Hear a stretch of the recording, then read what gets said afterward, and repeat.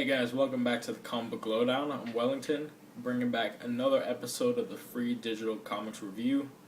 I got 2 books this week to review, of course for free. This is courtesy of Marvel.com and Comixology.com. I'm sticking with a Marvel deal. I always review at least one Marvel book, but instead of reviewing something DC this time, I decided to go with something a little different, and unfortunately I didn't see the fact that this was only a preview to something, and so I read it, and I didn't get the full story of it, but from what I had already read, it was, I read it, so I'll review it anyways. This is Tales of the Crypt, or the Crypt of Terror.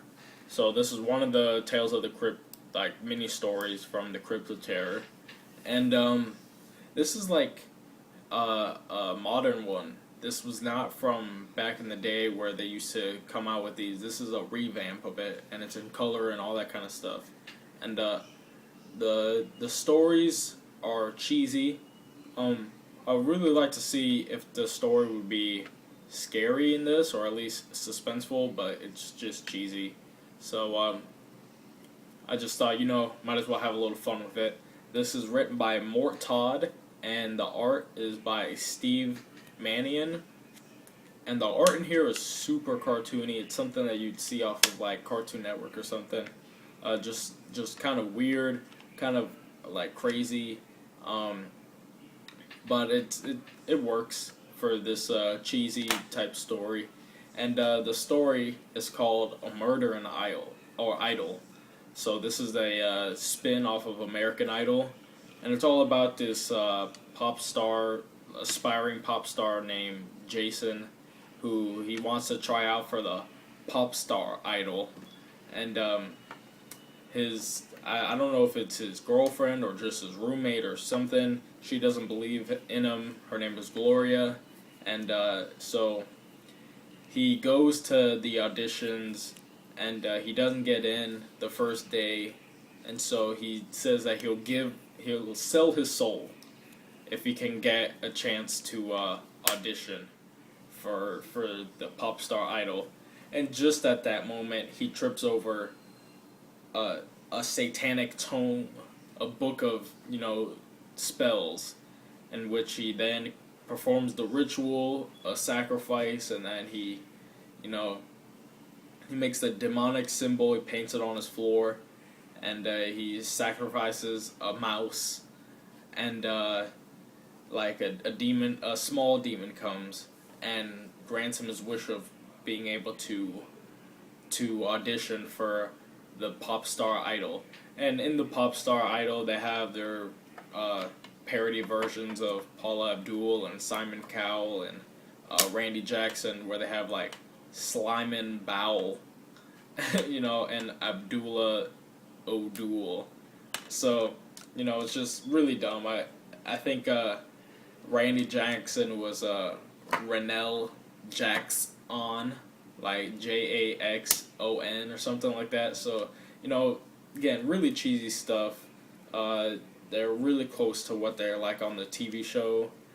Simon Cowell, Slyman Bowell, just he's the British guy that's really mean, says mean stuff, and then Abdullah O'Doul, or whatever her name was, is really nice, and then Renell Jackson is like, he's always saying dog all the time, and all that kind of stuff, so they kind of making fun of the American Idol, of course, and so the guy's kind of annoyed because he feels like he's not going to get on the show. Jason is who I'm talking about, and so he goes back to the apartment, and he gets in an argument with Gloria and accidentally kills her by pushing her, and then she slips on some water, and she smashes her head on the ground, and she smashes her head on the ground right on the demonic painting that he did to summon a demon, and then she dies there, and then a new demon, a lot bigger, comes, and that's where it ended. So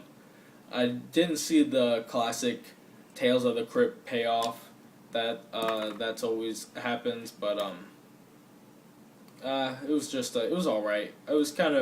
I'm kind of glad it was just a preview because it was a very quick and easy read, but it wasn't very interesting. It was kind of uh, an attempt at humor while also trying to get that same Crypt of Terror feel, and it didn't really work at either. So, you know, I wouldn't recommend it.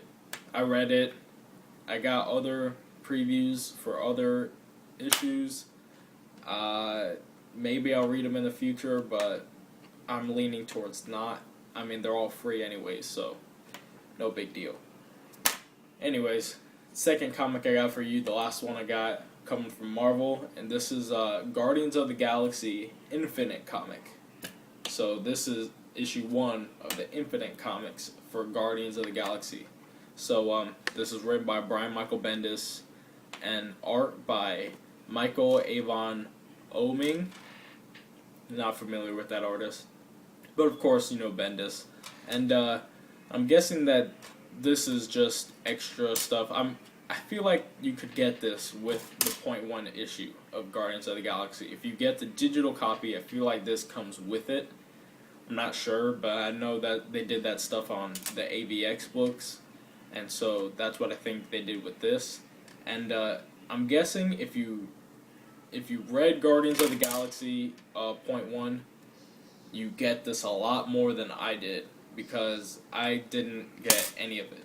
Not only do I not know the characters, I just don't know what's going on. This is just a character named Drax. He's kind of sitting at a galactic bar, I guess, and he's just minding his own business. And then these 3 members of some kind of gang, they call themselves the Resger tribe or something like that. It was some weird Reisger tribe, and they challenge him to a fight. He, tries to ignore him, and then they force his hand, and then the book is pretty much their fight.